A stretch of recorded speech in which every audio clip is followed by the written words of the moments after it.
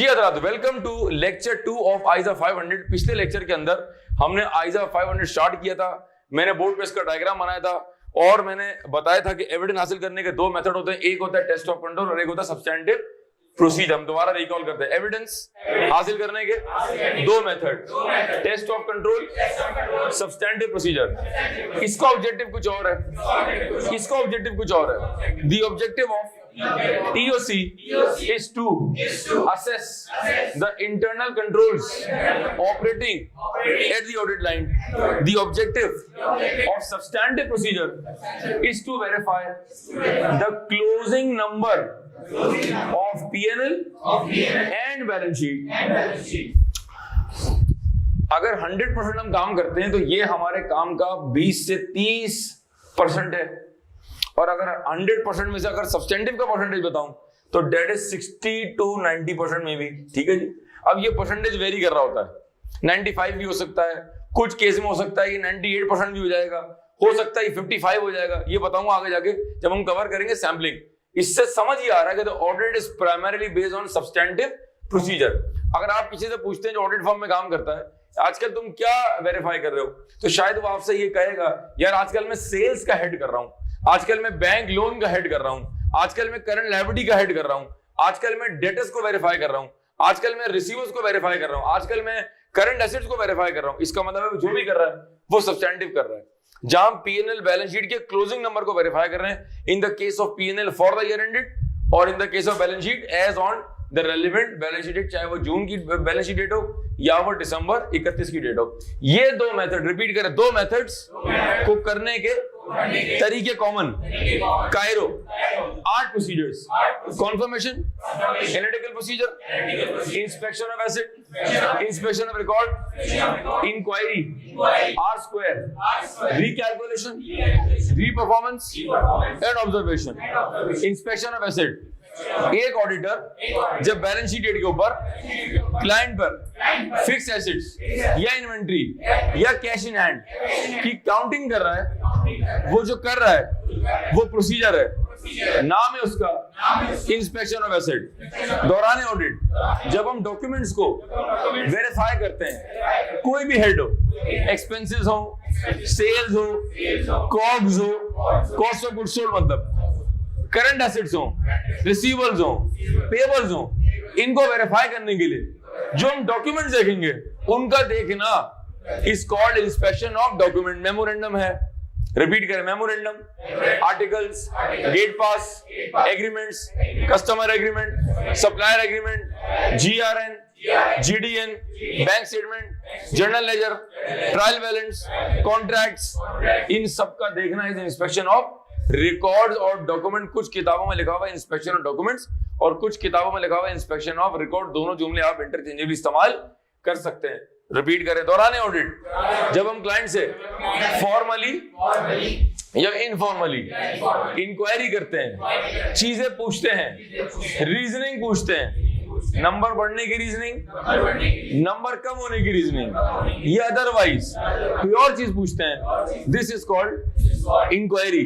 This can be done both formally and informally. जो कर रहे हैं वो प्रोसीजर है, नाम है उसका inquiry.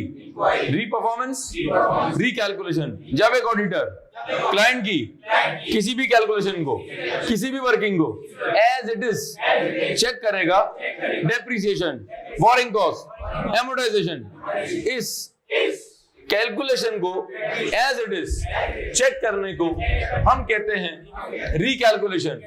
But if the same calculation is perform और वेरीफाइड और done by the auditors own methodology, उसी वर्किंग को जब हम अपने तरीके से करेंगे वो कहलाता है रीपरफॉर्मेंस। कहो ऑब्जर्वेशन, ये याद करना, आगे सब्सटेंटिव में भरा वही बात की थी मैंने। ये तुम्हारे एग्जाम में 20 से लेके और 35 नंबर तक का आ रहा है, और वो उस वक्त समझ आएगा जब ये आज का लेक्चर आइजा 500 जो इस वक्त हम डिस्कस करें, अगर इस पे ग्रिप हो गई तो आगे TOC और सब्सटेंटिव दोनों की मंजिल आसान हो जाएगी। रिपीट करें, observation, whenever we are observing a process being performed by others, it is called we are observing. मैं इस वक्त पढ़ा रहा हूं, आप मुझे पढ़ाता हुआ देख रहे हैं, ये आप ऑब्जर्व कर रहे हैं, ये ऐसी बात हो गई, ठीक है जी। क्लाइंट इन्वेंट्री काउंटिंग कर रहा है, 1 2 3 4 5 6 7 8, मैं और आप उनको देख रहे हैं कि भाई वो इन्वेंट्री काउंटिंग सही कर रहे हैं, तो वो जो कर रहे हैं वो इंस्पेक्शन ऑफ एसेट है, जो मैं और आप कर रहे हैं वो ऑब्जर्वेशन है। मैं कैश काउंटिंग कर रहा हूं, मेरे हाथ में नोटों की गड्डी है, बताऊंगा कि हम ऑडिट में कैश काउंटिंग कैसे करते हैं, मैं मशीन लेके आऊंगा, पैसे लेके आऊंगा और आपको गिन के बताऊंगा कि हम एक्चुअल आर्टिकलशिप में हम बैलेंस शीट डेट पर, ईयर एंड के ऊपर हम काउंटिंग कैसे करते हैं। वो जो काउंटिंग हो रही है, अगर मैं काउंटिंग कर रहा हूं तो मैं इंस्पेक्शन ऑफ एसेट कर रहा हूं, जो मुझे देख रहा है वो ऑब्जर्व कर रहा है। लेकिन अगर आप काउंटिंग कर रहे हैं, मैं आपको देख रहा हूं कि आप काउंटिंग सही कर रहे हैं नहीं कर रहे हैं, तो आप जो कर रहे हैं वो इंस्पेक्शन ऑफ एसेट है, जो मैं कर रहा हूं वो क्या है, वो मैं ऑब्जर्व कर रहा हूं। माल गोदाम में उतर रहा है, माल ट्रक पर है, नीचे जमीन पर आ रहा है, लोड हो रहा है, उसकी इंस्पेक्शन हो रही है, एक प्रोसेस हो रहा है, मैं और आप देख रहे हैं, हम क्या कर रहे हैं, we are observing. We always observe a process being perform by others. Inspection of asset में और ऑब्जर्वेशन में फर्क है, याद रखना, ठीक है जी। अब आए ए, एनालिटिकल प्रोसीजर्स। ये मैंने बताया था, सेपरेट टॉपिक है ये। आयजा के नाम याद हो जाने चाहिए जी, नाम और नंबर दोनों रिक्वायर्ड नहीं है, लेकिन कोशिश करें कि मैं इतनी बार रिपीट करूंगा कि आपको आयजा के रेफरेंसेस याद हो जाएं। F8 के एग्जाम के लिए it is not mandatory, however जब आप ट्रिपल ए के एग्जाम देंगे, ऑप्शनल में जाएंगे, जब आप P7 देंगे तो वहां आपको पेपर में उसका रेफरेंस यूज करना पड़ेगा। कहें 520 एनालिटिकल प्रोसीजर। वैसे तो इसकी 8-9 एग्जांपल्स हैं, फिलहाल मैंने लेक्चर नंबर 1 के अंदर इसकी मैंने आपको 2-3 मिसालें दी थी, मैं दोबारा रिकैप करता हूं, ठीक है। सपोज करें ये बैलेंस शीट है और मेरे पास आ रहे हैं डेटर्स, और हम इस वक्त बैठे हुए इंडस मोटर्स के अंदर, ऑटोमोबाइल सेक्टर है। अब रिपीट करें, जब इस नंबर को डेटर्स को पिछले साल से, अगर ये 2020 और अगर मैं इसको कंपेयर कर रहा हूं 2019 से, एक नंबर को इस नंबर को जब मैं पिछले साल से कंपेयर करूंगा, इस क्लोजिंग नंबर को पिछले साल के क्लोजिंग नंबर से कंपेयर करूंगा, ये कंपेयर करना is an example of analytical procedure। जब मैं इस नंबर को इंडस्ट्री नॉर्म से कंपेयर करूंगा, और इंडस्ट्री नॉर्म में ऑटोमोबाइल सेक्टर ही आएगा, मैं इंडस मोटर के रिसीवल को एबट से कंपेयर नहीं कर सकता, मैं इंडस मोटर के रिसीवल को मैं यूबीएल से कंपेयर नहीं कर सकता, मैं इंडस के रिसीवल को डॉलर से कंपेयर नहीं कर सकता। इंडस्ट्री नॉर्म का मतलब है लाइक वर्सेस लाइक, पपीता पपीता, एप्पल एप्पल, बनाना बनाना। बात समझ आ रही? अगर आप रॉन्ग कंपैरिजन करेंगे तो वो कंपैरिजन तो होगा, लेकिन वो मीनिंगफुल कंपैरिजन नहीं होगा, उसका जो कंक्लूजन होगा वो गलत आ रहा होगा, ठीक है जी। हजरत, मैं अपनी पिछली बात को रिपीट करता हूं, मैंने क्या कहा, इंडस्ट्री नॉर्म का मतलब है लाइक वर्सेस लाइक। मैं इस ऑटोमोबाइल सेक्टर को ऑटोमोबाइल सेक्टर से ही कंपेयर कर सकता हूं। अच्छा, यहां से मैं क्लैरिफाई कर दूं, अगर इंडस मोटर बनाता है गाड़ियां, अब आप कंपेयर करें हीनो पार्क से, भाई वो ट्रक बनाते हैं, सेक्टर वही है लेकिन डिफरेंस है, तो शायद कंपैरिजन हो सकता है, लेकिन वो कंपैरिजन भी मीनिंगफुल नहीं होगा, ठीक है। आई कैन नॉट कंपेयर केनेस विद हार्वर्ड और लम्स और आईबी और सीबीएम। उनका नंबर कुछ और है, हमारा नंबर कुछ और है, उनके ऑपरेशंस का साइज कुछ और है, हमारा साइज कुछ और है। हालांकि दोनों सेम सेक्टर है, दोनों के सेक्टर में एजुकेशन के अंदर है, बट स्टिल यहाँ कंपैरिजन जो है वो मीनिंगफुल नहीं होगा। तो जब मैं कहूंगा ना पूरे लेक्चर में इंडस्ट्री नॉर्म, उसका मतलब है लाइक वर्सेस लाइक। एक काम तो ये हो गया, पहला काम क्या किया, इस नंबर को किससे कंपेयर किया, फिर इस नंबर को किससे कंपेयर किया, और तीसरा मैंने इस नंबर को कंपेयर किया साल के शुरू में मैनेजमेंट ने कोई बजट या फोरकास्ट बनाया था कि हमारे रिसीवेबल इतने होंगे। अब ये बजट फिक्स एसेट का भी बन सकता है, ये बजट सेल्स का भी हो सकता है, ट्रेड पेबल का भी हो सकता है, रिसीवेबल का भी हो सकता है।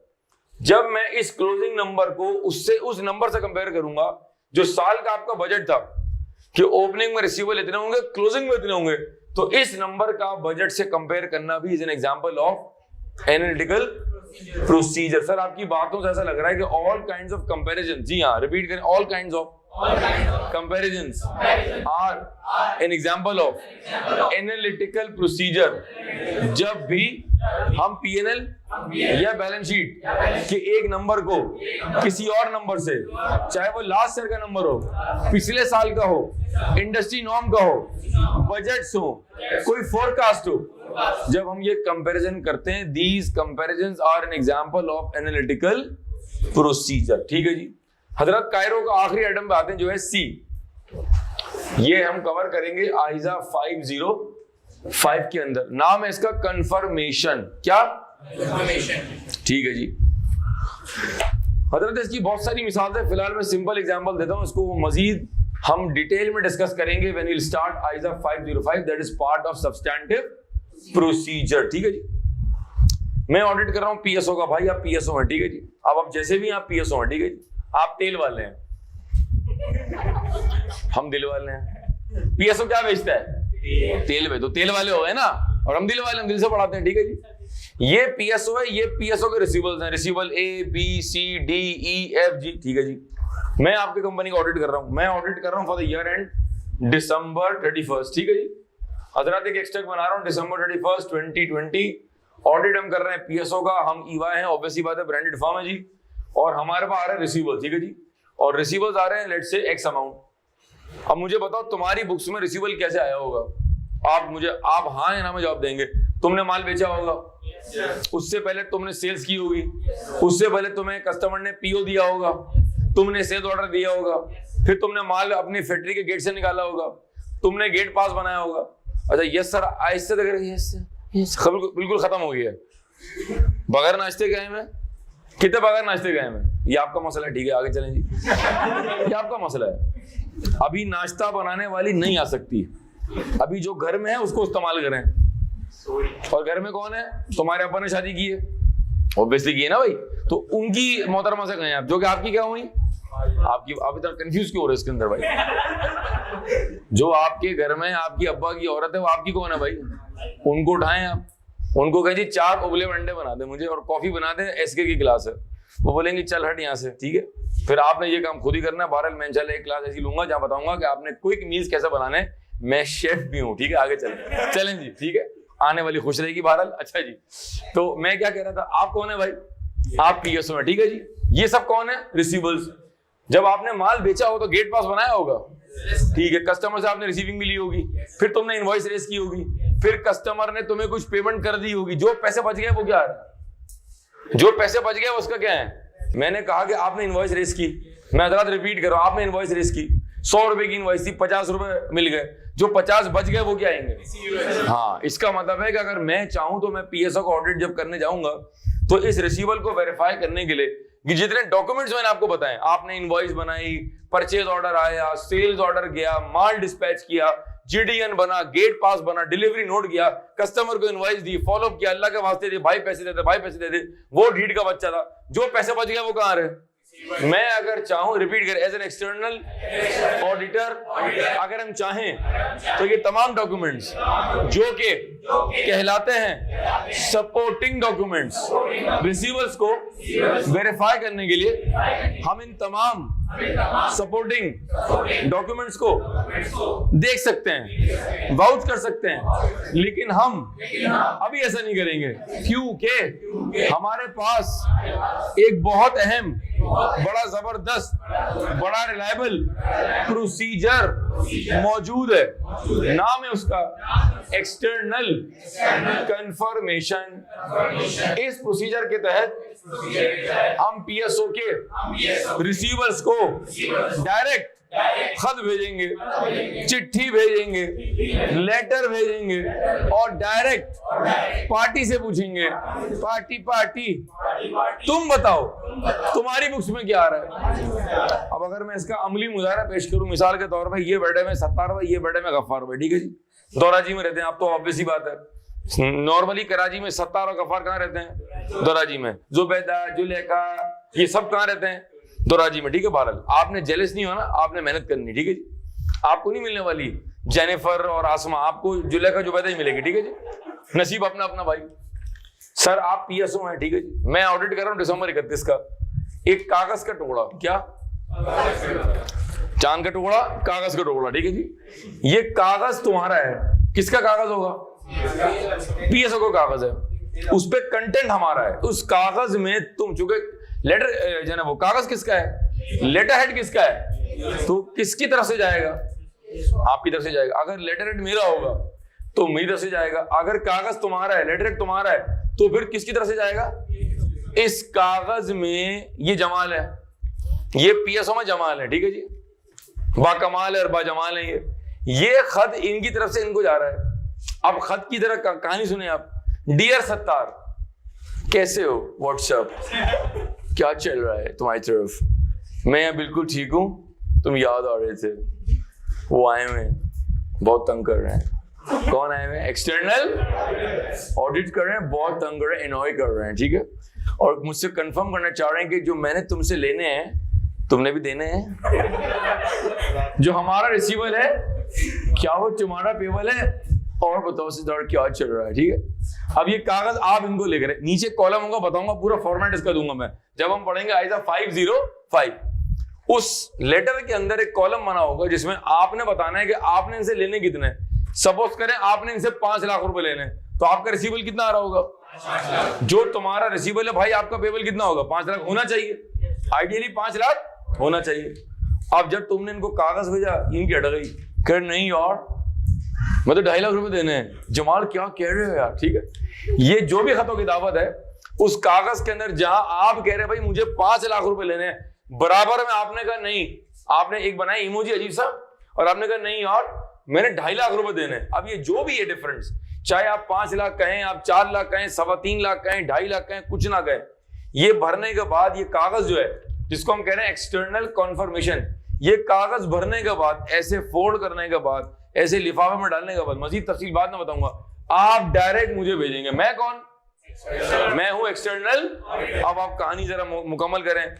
एक्सटर्नल कंफर्मेशन के अंदर the reply from debtors or creditors, as the case may be, the reply will be received directly by the external auditor। चूंकि कंफर्मेशन का जवाब पीएसओ के कस्टमर का डायरेक्ट ईवाई के पास आ रहा है, लिहाजा दिस प्रोसेस और से procedure is more reliable then the previous one, जहां मैंने तुम्हारे सपोर्टिंग कागज देखे थे। बात समझ आई कुछ? अगर सर जरा मुख्तसर करते, खुलासा करते हैं पूरी बात का। अगर मैं चाहता तो मैं पीएसओ के रिसीवर्स को सपोर्टिंग कागज से वेरीफाई कर सकता था, लेकिन मैंने ये नहीं किया। मैंने क्या किया? मैंने तुम्हारे रिसीवर को वेरीफाई करने के लिए डायरेक्ट किसको कन्फर्मेशन भेजी है? तुम्हारे कस्टमर को। वो मुझे बताएगा कि उसने तुम्हें कितने देने हैं। इसका मतलब है कि मैं तुम्हारे रिसीवल और पेबल दोनों डायरेक्ट थर्ड पार्टी कंफर्मेशन से वेरीफाई कर सकता हूं। अगर मैं तुम्हारे पेबल वेरीफाई कर रहा होता तो उसका रिसीवल होता। चूंकि तुम्हारा रिसीवल है तो तुम्हारा क्या होगा? पेबल। दोनों में खास बात किया, मजीद तफसील फिर आगे बार बार कह रहा हूं कि ये पूरा तकरीबन 4-5 घंटे का टॉपिक है। कंफर्मेशन के मेथड कितने हैं, कंफर्मेशन की टाइप्स कितनी है, कागज कैसे बनता है, साइन ऑफ कैसे होता है, कंट्रोल शीट कैसे बनेगी, ये सेपरेट टॉपिक हम कवर करेंगे वंस वी स्टार्ट सब्सटेंटिव। आज मैं आपको इस सी का जो है सिर्फ एक ट्रेलर दिखा रहा हूं कि भाई कंफर्मेशन जो है वो किस चिड़िया का नाम है। तो कंक्लूजन ये ड्रॉ हुआ कि confirmation is a reliable procedure in which we are confirming the balance or a transaction or maybe terms and conditions directly from a third party, जहां मेरे क्लाइंट का डेटर या क्रेडिटर डायरेक्ट ऑडिट फर्म को जवाब देगा।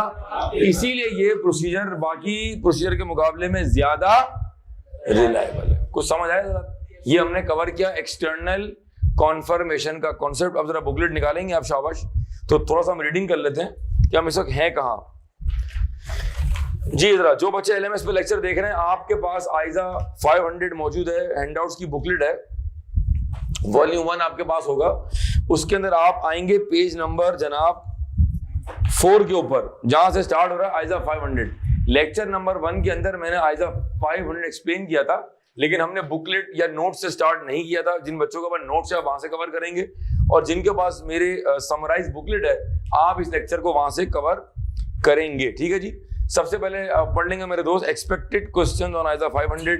अच्छा, एक चीज और मैं क्लियर करूंगा थोड़ी देर के अंदर। सर आइजा 500 पर सवाल जो है वो कैसे बनता है बताऊंगा। सर क्या सवाल थ्योरेटिकल बनता है, क्या सवाल सिनेरियो बेस्ड है, ये सारी बातें जो है वो थोड़ी देर में मैं इंशाल्लाह क्लियर करूंगा। जी स्टार्ट करें। Expected questions on audit evidence, ISA 500. Number 1. Define audit evidence and what are the two main types of audit evidence/methods to obtain audit evidence. Number 2. Briefly explain the financial statements, assertions for balance sheet, profit and loss, and P&L. Number 3. List and explain the audit procedures to obtain audit evidence. Number 4. What procedures, techniques are performed by an external auditor to obtain audit evidence? Number 5. What are the factors that influence the reliability of audit evidence? Number 6. What are the factors that influence the auditor's judgment concerning the sufficiency of audit evidence obtained? Number 7. Explain the term sufficient and appropriate audit evidence. Number 8. Explain the concept of relevance in the context of ISA 500 along with examples. Number 9. Direct and indirect questions along with substantive procedures to be discussed later. जी number 9 को जरा important mark कर लें और हम इसको cover करने जा रहे हैं जनाब नंबर 4। अगर आप क्वेश्चन नंबर 3 देखेंगे तो 3 और 4 एक ही चीज है, दो पूछने के तरीके हैं। मैं दोबारा पढ़ा हूं। 3 है list and explain the audit procedures to obtain evidence, कायरो 8 बातें हैं। नंबर 4 भी वही है, what procedures/ techniques are perform by an auditor to obtain audit evidence. अच्छा, before we start from sequence, अब आप जल्दी से जरा पेज नंबर निकालें जनाब जी, पेज नंबर 8 पे आएंगे जी।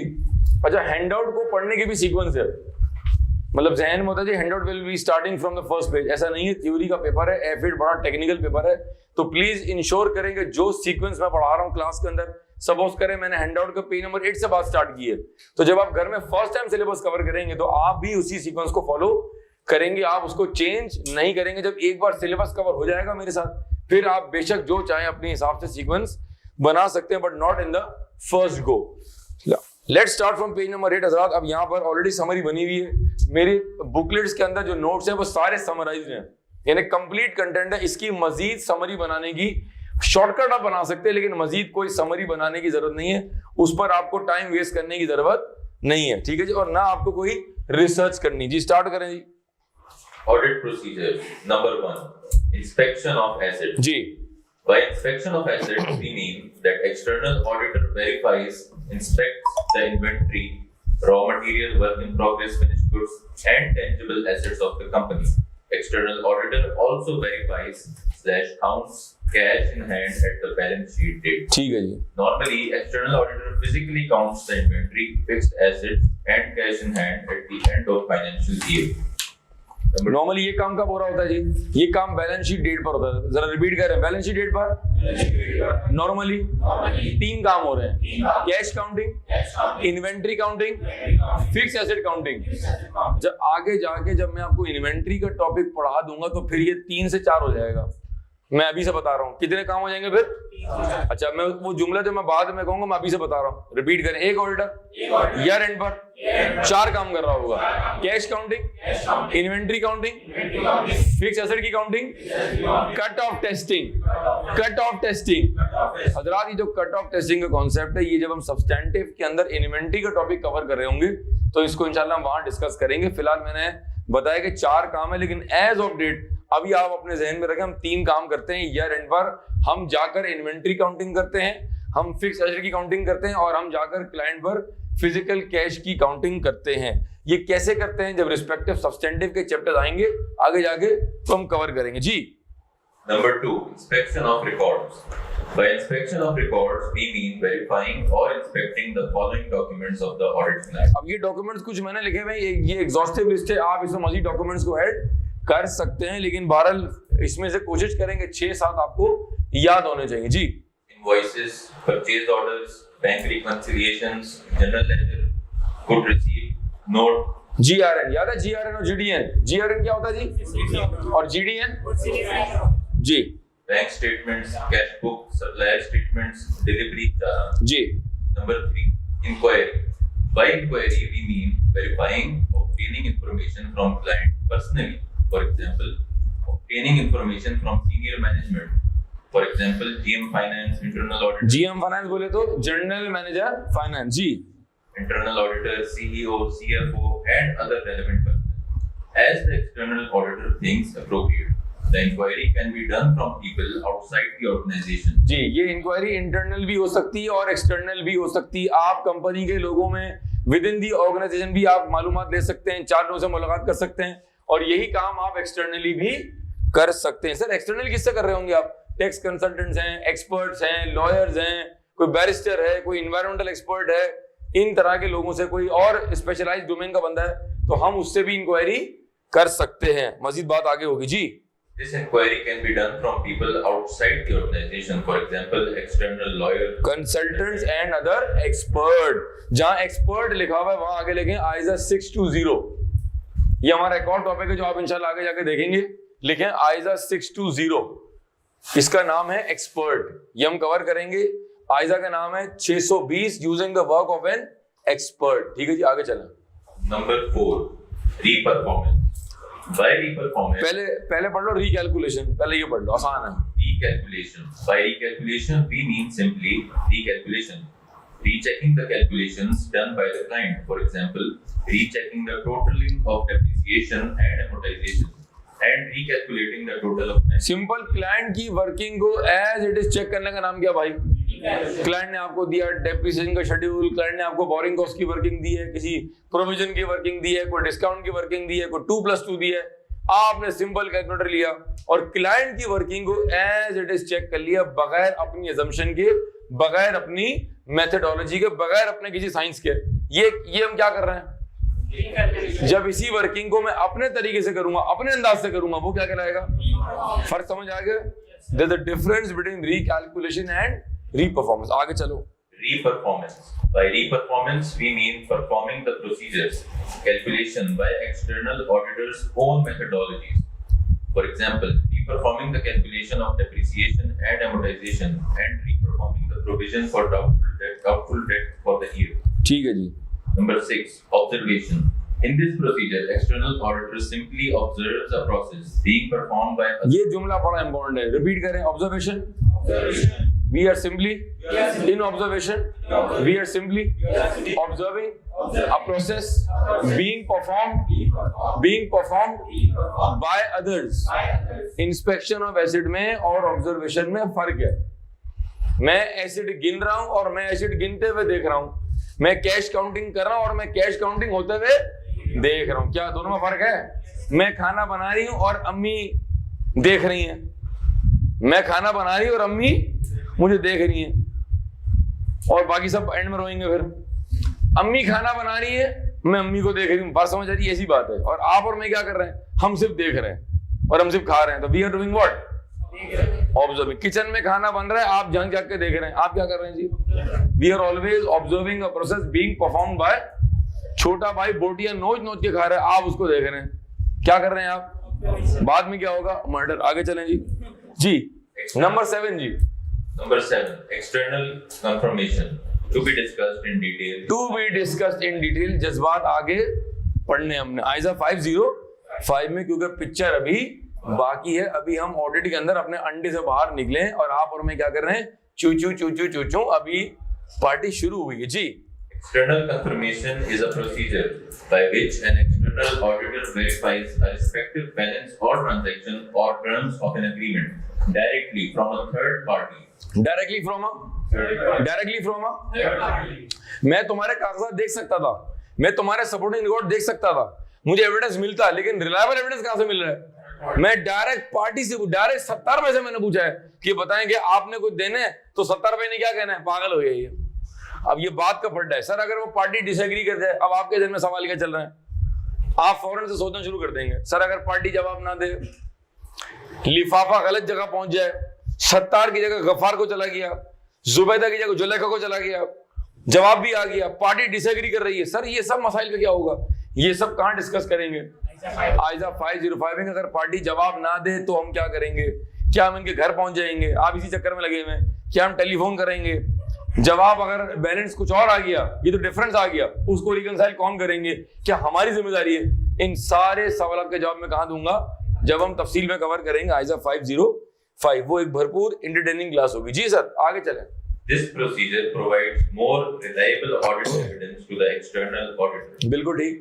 There are various types of third-party confirmations and commonly two methods of external confirmation, positive and negative. ये पॉजिटिव क्या है, ये नेगेटिव क्या है, टू बी डिस्कस। आगे चलो। Please learn. Please learn, please learn पहले पढ़ ली, ये नहीं बता रहा लर्न करना क्या है। एग्जांपल्स पढ़ें जी।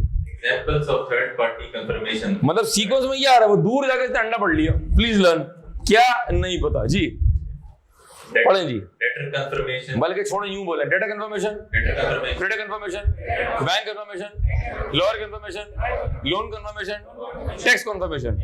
याद हो गया? रिपीट करें। Types of third party confirmation, data confirmation, credit confirmation, bank confirmation, loan confirmation, third party stock confirmation, any other type of confirmation. आप कहो प्लीज लर्न, प्लीज मैं कह रहा हूं लर्न, आप कर लेंगे, ठीक है। मजीद तफसीलात वंस अगेन आइजा 505, जहां बताऊंगा टाइप्स कुछ और है और मेथड्स कुछ और है। टाइप्स कुछ और है और मेथड्स, बारह लेट्स नॉट कंफ्यूज, अभी टाइम है जी। Number 8, analytical procedures. पढ़ लें क्या लिखा हुआ है। Definition and explanation will be covered when covering ISA 5. लो भाई, कटा दिया मैंने यहाँ से, ठीक है जी। तो मजीद तफसील कहाँ पढ़ेंगे? मजीद तफसील जब हम बड़े हो जाएंगे, अगर तुम बड़े हुए तो। अब तक तो मैं बड़ा नहीं हुआ, अगर हम बड़े हो गए तो हम जाके, ये रिपीट नहीं करना था, ठीक है। तो हम जाकर क्या करेंगे, आइजा 520 नाम है इसका, एनालिटिकल। ये तकरीबन 2.5 से 3 घंटे का लेक्चर है, पेपर में एग्जामिन होता है, आसान से टॉपिक है। बहरहाल एग्जाम्पल्स कितनी दी हुई है इधर? हाँ, फिलहाल आप टिक कर लें। एग्जाम्पल नंबर 1 पढ़ें। मैं वो एग्जाम्पल्स पढ़वा रहा हूँ जो मैंने जिनका आपको क्लास में सैंपल दिया था, एग्जाम्पल दी थी जी। Examples of analytical procedures. पहली example, Comparison from last year's. पिछले साल से नंबर कंपेयर कर रहे हैं, क्या कर रहे हैं? पिछले साल से नंबर कंपेयर कर रहे हैं, क्या कर रहे हैं? कहो एपी। हाँ, पूरा ना बोले, जान बचाएं, कहो AP. Number 2, all kinds of ratio analysis. ठीक है। नंबर 3 पढ़ना जरा। Comparison of actual numbers with budgets. और नंबर 7 पढ़ लें। Comparison with industry norms. Comparison with industry norm, like versus like. PSO versus Shell होगा, अलबरका वर्सेस मीजान बैंक होगा, HBL versus UBL होगा, एएफएफ वर्सेस ईवाई होगा, डॉलन वर्सेस जो है वो कैनवुड होगा। लेकिन मिल्लत ट्रैक्टर वर्सेस हाशमी स्पोकॉल नहीं हो सकता। दो अलग इंडस्ट्रीज हैं, एक जमीन पे काम कर रहा है और एक इस जमीन पे काम कर रहा है। ट्रैक्टर जमीन पे चल रहा है और स्पोकॉल अंदर जाके इंपेयरमेंट टेस्टिंग को ठीक कर दिया। सही भाई, ठीक है जी। हजरात, ये हमने मुकम्मल किया, क्या मुकम्मल किया हमने? ये हमने मुकम्मल किया ऑडिट प्रोसीजर, ठीक है जी। बिफोर यू मूव फॉरवर्ड, दोबारा से जरा एक बार दोबारा हो जाए। एविडेंस हासिल करने के 2 मेथड, टीओसी, सब्सटैंटिव। ये मेथड्स हैं, ये प्रोसीजर्स हैं, ये 2 हैं, ये 8 हैं, ये नहीं है, ये नहीं है। ये मेथड्स हैं, ये प्रोसीजर्स हैं, ये 8 हैं। Confirmation, analytical procedure, inspection of asset, inspection of record, inquiry, reperformance, recalculation and O is for observation.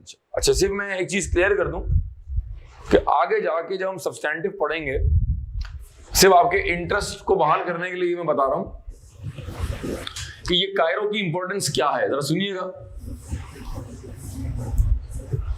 अगले 10 मिनट बड़े अहम है, जहां थोड़ा सा मैं आपको एक होलिस्टिक व्यू दे रहा हूं कि आपका सिलेबस आगे कैसे चलेगा। ये जो भी हमने कायरो पढ़े हैं, क्या पढ़े अभी हमने?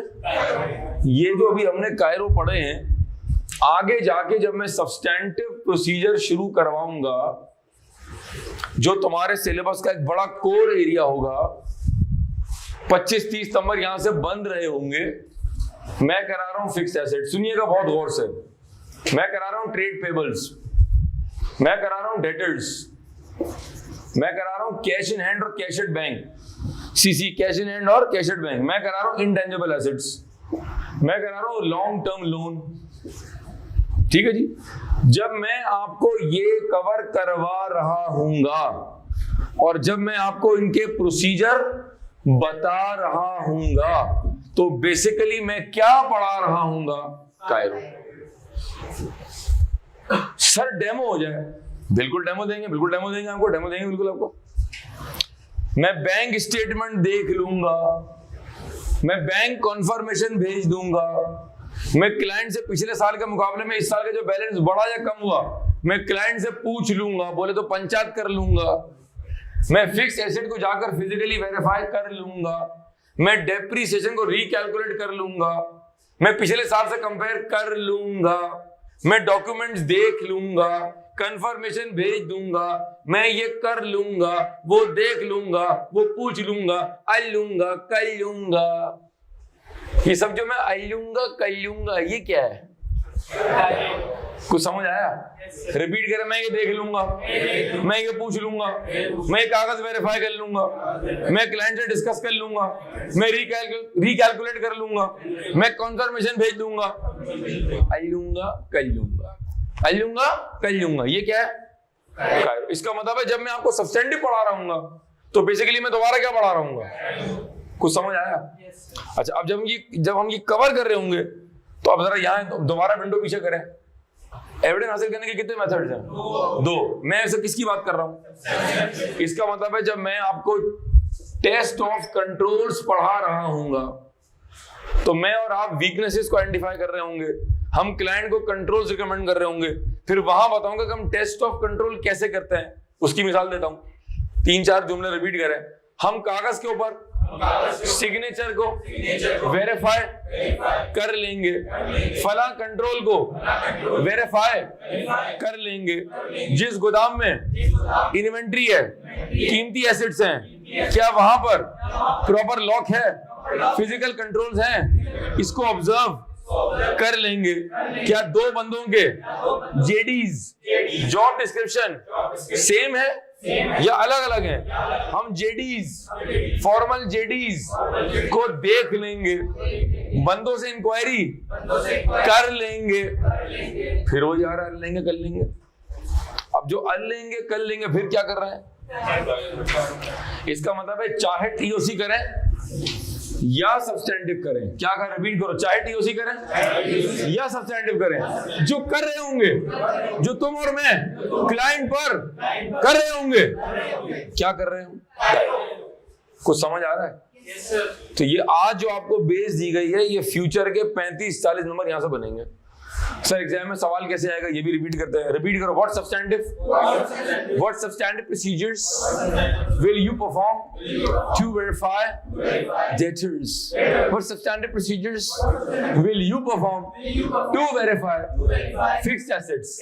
What substantive procedures will you perform to verify closing debtors? Sir अगर वो सब्सटेंटिव ना कहे तो फिर क्या कहेगा? कुछ तो कहेगा। ठीक है जी, जरा यहां देखिएगा, मैंने आपको कायरो के कुछ नाम बताए थे, याद आ रहे हैं? वो रिपीट करें। कायरो कहें, ऑडिट टेस्ट कहें, ऑडिट वर्क कहें, ऑडिट प्रोग्राम कहें, अल्लाह कुछ तो कहें। ये क्या है? ये सब एक बात है? ये सब क्या है?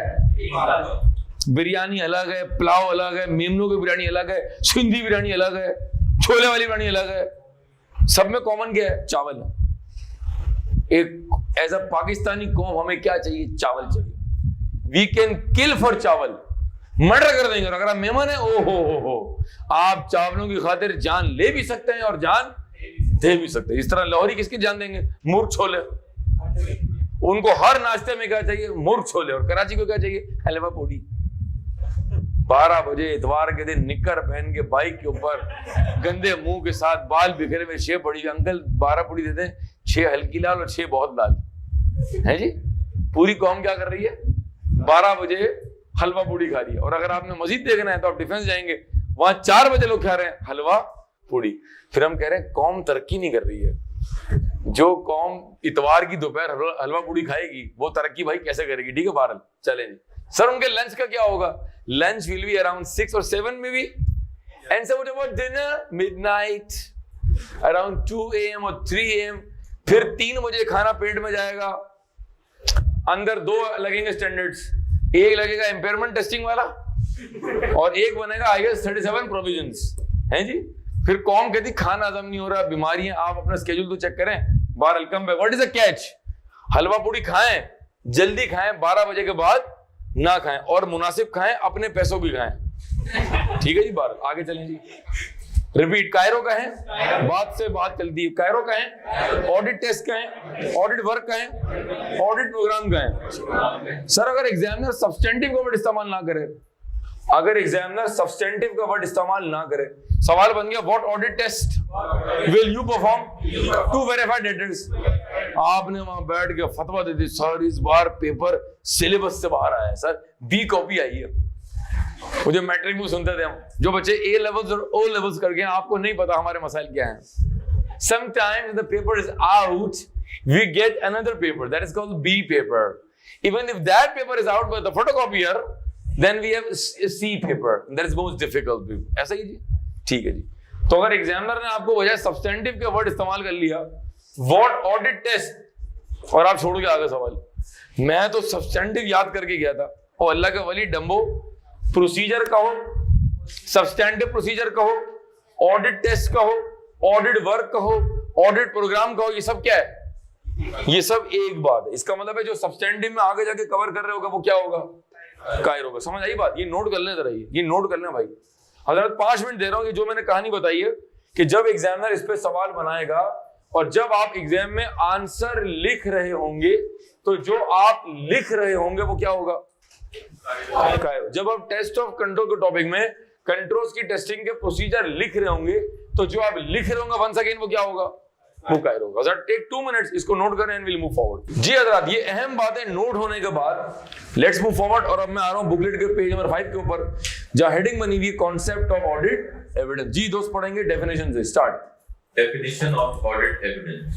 Audit evidence is all the information used gathered by the external auditor in arriving at conclusions. ठीक है, which the audit opinion is based. Audit opinion से मुझे कुछ याद आ गया, ऑडिट ओपिनियन से मुझे कुछ याद आ गया। क्या तुम्हें भी कुछ याद आया? पौंका तुम्हें याद आया कुछ? कागज का टुकड़ा, रिपोर्ट, जिसको एड्रेस कर रहे हैं शेयर होल्डर, जो साइन कर रहा है इंगेजर पार्टनर, कागज के अंदर ओपिनियन के अंदर अश्योरेंस की टाइप रीजनेबल, अंदाजे बयां पॉजिटिव, वर्डिंग उसकी ये है। In our opinion the accounts are giving a true and fair view. हो गया रे भाई? सर आगे चलें। एक और चीज पता है क्या मिस कर रहा हूं मैं? अश्योरेंस एंगेजमेंट के अंदर हमने पढ़ा था टाइप्स, लेवल्स और कंटेंट, याद आ रहा है? रिपीट करें, contents of, elements of assurance engagement. 5 content, rest, report, evidence, S square. मैं गया, पूरी कौम गई, रुक गया सब, ट्रेन पर रुका, जंजीर खींच दी मैंने एकदम से, खींच दे, रुक गए सब। सब्जेक्ट मैटर ऐसे घूर के क्या देख रहा है? मैंने पैसे लिए, हाँ लिए तो पढ़ा भी तो रहूं ना मैं। सब्जेक्ट मैटर, सूटेबल क्राइटेरिया, ये मुझे को दाव दे रहा है। और टी, 3 पार्टी, मैं, वो, उसके घर वाले, अपने घर वाले बाड़ों में गए। T 3 party relationship. मैं कौन? ऑडिटर। अकाउंट किसने बनाया? मैनेजमेंट ने। ऑडिट किसके लिए कर रहे हो? शेयर होल्डर्स के लिए। कितने कंटेंट है? 5। कुछ 6 की आवाज भी आई मुझे। 5 पिशावर में छड़ा दिख गया जी। RESST कितने हो गए? ठीक है जी। कोई भी शॉर्टकट बना सकते हैं, मैंने रेस बनाया, आप कोई भी शॉर्टकट बना सकते हैं इखलाक के दायरे में रहते हुए। जी आगे चलेंगे, क्योंकि आगे शॉर्टकट बनेंगे। एक रीमा बन रहा है, एक मीरा बन रहा है, घर में याद करें मीरा रीमा, घर वाले बोलेंगे भाई कहाँ पढ़ रहा, भाई किससे पढ़ रहा है? ठीक है जी, तो मैं उसका जिम्मेदार नहीं हूंगा। ठीक है जी, please don't try this at home. जी आगे चलें जी, दोबारा पढ़ने स्पीड में, अब मैं नहीं बीच में इंटरप्ट करूंगा जी। Audit evidence is all the information used by the external auditor in arriving at the conclusion on which the audit opinion is based. ठीक है, And includes information contained in the accounting record, ठीक है, GL, trial balance, and other records underlying the financial statements. जो accounts के साथ जुड़े हुए हैं, जो अकाउंट के साथ अटैच्ड हैं, जो जिसकी बेस पर क्या बन रहे हैं अकाउंट्स, कि जितने डॉक्यूमेंट्स हैं इनकी बेस पे क्या बन रहा है? इनकी बेस पे ट्रांजैक्शन की रिकॉर्डिंग हो रही है, वो जीएल में आ रहा है, वो ट्रायल में आ रहा है, और जहां से बन रहा है पीएनएल और बैलेंस शीट, जिससे तुम्हारे बन रहे हैं फाइनेंशियल स्टेटमेंट, जिसका तुम और मैं जाके क्या कर रहे हैं? External audit. आगे चलो शाबाश। Audit evidence, which is cumulative in nature, includes audit evidence obtained from audit procedures performed during the course of the audit and may include audit evidence obtained from the other sources, such as previous year's audit working paper. Ji working paper आप lecture देख के आ रहे हैं, repeat कर रहे हैं, कहें working papers, two types of working papers, permanent, current. Permanent working paper client की जिंदगी में एक बार बनते हैं, हर साल अपडेट होते हैं, जबकि करंट वर्किंग पेपर्स हर साल बनते हैं। दोनों के कंटेंट अलग हैं, परमानेंट वर्किंग पेपर के कंटेंट अलग हैं और करंट वर्किंग पेपर के कंटेंट अलग हैं। और एक होते हैं वर्किंग पेपर के फीचर्स, कहो रिपीट करो, वर्किंग पेपर के फीचर्स का है, क्वालिटीज का है, एसेंशियल का है। हर कागज के ऊपर क्लाइंट का नाम, year and, subject, reference number, objective या असर्शन, प्रोसीजर या कंक्लूजन होना चाहिए। हजरात जब हम आइजा 230 कवर करते हैं तो उस वक्त बच्चों ने सिर्फ आइजा 500 पढ़ा हुआ होता है, सब्सटेंटिव नहीं पढ़ा होता। तो होता है कि जब हम आइजा 230 शुरू में कवर कराते हैं तो there different jargon, different term जो सब क्लियर नहीं होते हैं। तो मैं जरा डिस्क्लेमर दे रहा हूं कि अगर आइजा 230 में 5-10% मुझे वर्ड समझ नहीं आए, मुझे वो जार्गन समझ नहीं है, तो आपने घबराना नहीं। पहले तो पाकिस्तानियों, जब हम सब्सटेंटिव कवर कर लेंगे तो वो जार्गन भी कवर हो जाएंगे। इसका मतलब है सब्सटेंटिव के बाद, सब्सटेंटिव कवर करने के बाद एक बार हम आइजा 230 को दोबारा एक बार जाकर देख लेंगे, क्योंकि जो परमानेंट और करंट के कुछ कंटेंट्स होंगे वो अभी हमने डिस्कस नहीं किए हैं, वो हम डिस्कस कर लेंगे जब हम सब्सटेंटिव प्रोसीजर कवर कर लेंगे। एक अहम बात ही मैंने यहाँ कर दी, आगे चले जी। Evidence in simple words, Audit evidence in simple words can be defined as any piece of information। कोई कागज का टुकड़ा है, ओरिजिनल डॉक्यूमेंट है, फोटोकॉपी है, कोई ईमेल है, कोई इन्वेंटरी की पिक्चर्स हैं, कोई और रिकॉर्ड है, एनी पीस ऑफ इंफॉर्मेशन जी, which assists the auditor to reach a conclusion on the truth and fairness of the financial statement of the company. असल बात क्या थी जिस पर मैंने जोर दिया, ट्रुथ, ठीक है जी, बहरहाल, और सारा खेल ही ट्रुथ का है, ठीक है जी। आगे चलें जी। Audit evidence is obtained from, अच्छा ये एग्जॉस्टिव लिस्ट नहीं है, we can have more document, ठीक है जी। documents, supporting documents such as purchase order। अच्छा अब देखें जी, मैं एक चालाक आदमी हूँ, सॉरी जुमला रिफ्रेश करो, मैं एक चालाक लड़का हूँ। तो ये जो नीचे बुलेट्स बने हुए हैं, ये मैंने बड़े स्मार्टली जो है वो वर्ड्स का इस्तेमाल किया है जो आप आगे जाके सब्सटेंटिव में कवर करेंगे। स्मार्ट प्ले किया थोड़ा सा, ताकि ये वर्ड आपकी जबान पर चढ़ जाए, क्योंकि आगे जाके जब सब्सटेंटिव कवर करेंगे तो यही वर्ड आप सब्सटेंटिव में याद कर रहे होंगे। तो बेहतर है अभी से सुन लें और बड़े हो जाए जी। डॉक्यूमेंट/सपोर्टिंग डॉक्यूमेंट, क्या पढ़ क्या रहे थे? Evidence is obtained from, in document से क्या मिलेगा? एविडेंस जी, पढ़ें सर।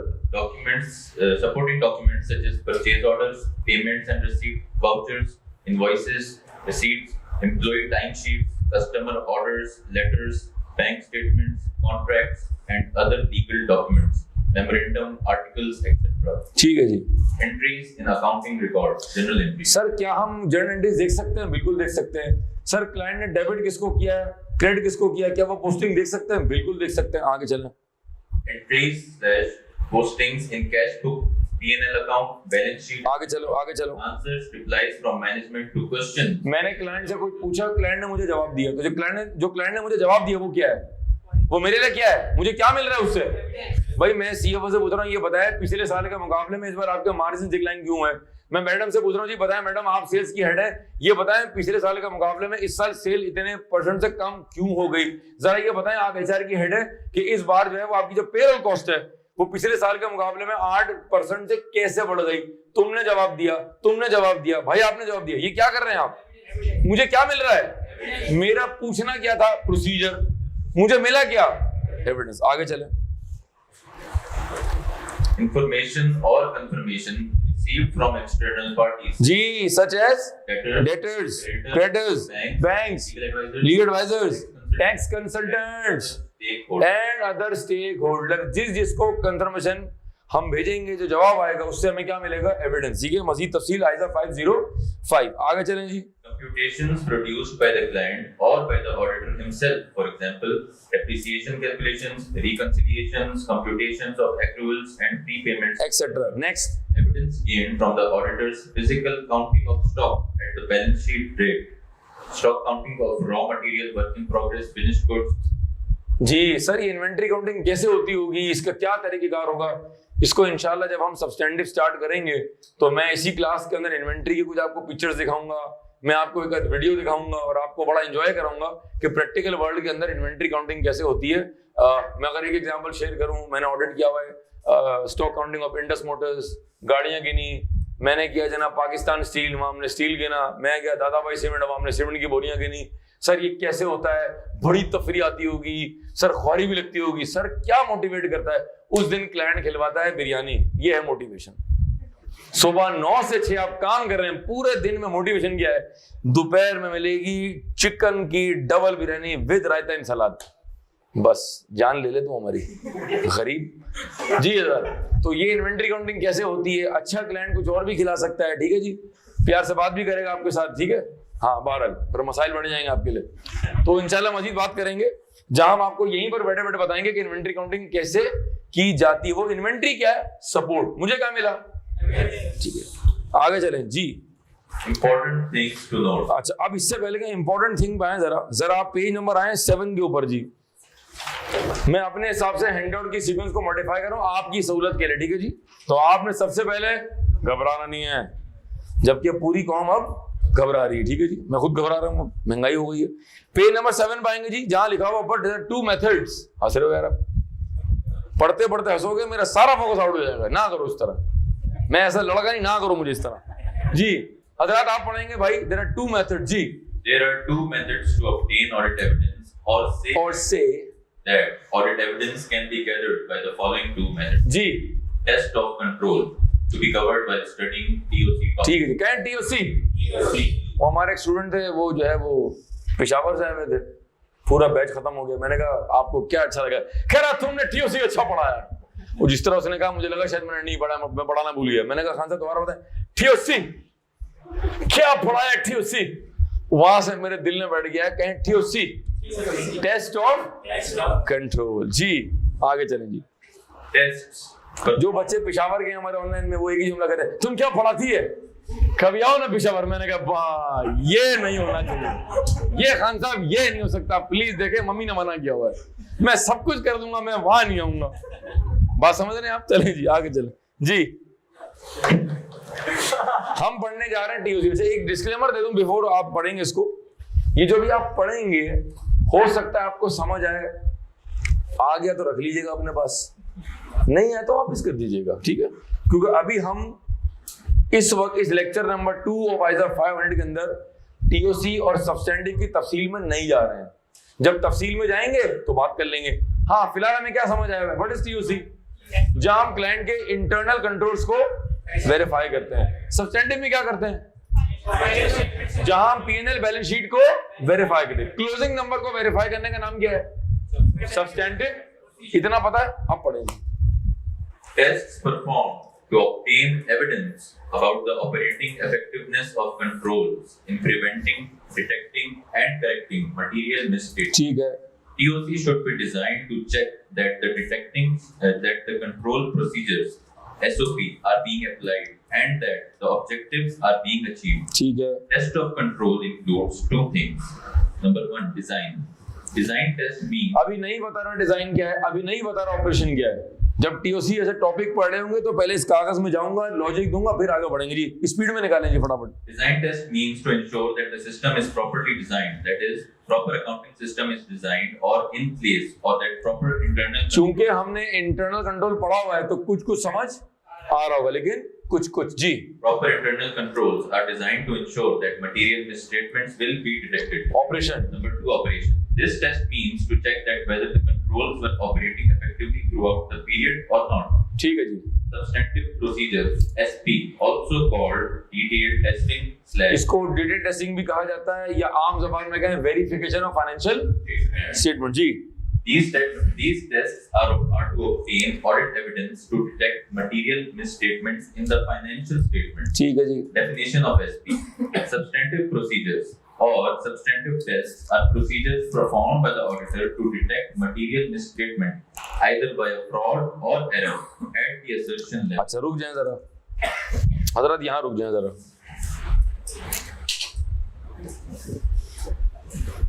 मैं टीओसी की 2 बातें बोर्ड पे लिखता हूँ और इसी तरह सब्सटेंटिव की 2 बातें मैं बोर्ड पे लिखता हूँ, जरा देखिएगा और फिर अपना नोट कर लीजिएगा। हमने लेक्चर 1 के अंदर जो है वो टीओसी और सब्सटेंटिव लिखा था, मैं इसकी मजीद तफसील में नहीं गया था, ठीक है। तो मैं आज आपकी इजाजत से तफसील में जा रहा हूँ उसकी। रिपीट करें मेरे साथ, क्या है? टीओसी में 2 बातें हैं, डिजाइन और ऑपरेशन। टीओसी में मजीद 2 बातें हैं, डिजाइन और ऑपरेशन। सर ये दोनों वर्ड जब मैं टीओसी का लेक्चर दूंगा तो मैं वहां खोल दूंगा, इट शुड टेक 1 मिनट। अभी जरूरत नहीं है, नीड नहीं, मैं डिस्कस नहीं कर रहा, बिला वजह कंफ्यूज हो जाएंगे आप आए सब्सटेंटिव के ऊपर। कहे सब्सटेंटिव में 2 बातें हैं, एपी और टीओडी। रुकिएगा, जिस तरह टीओसी के अंदर 2 बातें हैं उस तरह सब्सटेंटिव के अंदर भी 2 कहें सब मेथड्स हैं। एक को हम कह रहे हैं एनालिटिकल प्रोसीजर। सर ये तो हमने प्रोसीजर में देखा था। हाँ सबर तो करो, बता रहा हूं क्या लिख रहा हूं मैं, जवाब दे दें। और दूसरे के आगे लिखें test of detail, TOD, test of details, test of details.